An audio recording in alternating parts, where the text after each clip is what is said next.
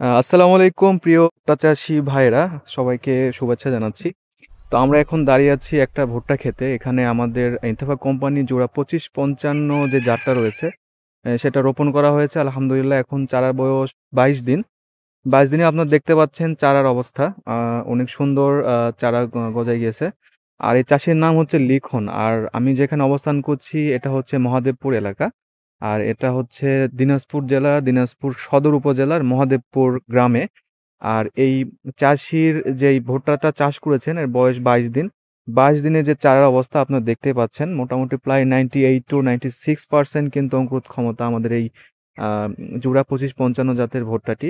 আপনারা নিজে দেখতে পাচ্ছেন ভুট্টার প্রত্যেকটা সারিতে একদম কিন্তু আমরা যতগুলো ভুট্টা লাগানো হয়েছে কোনো ফাঁক দেখতে পাচ্ছি না।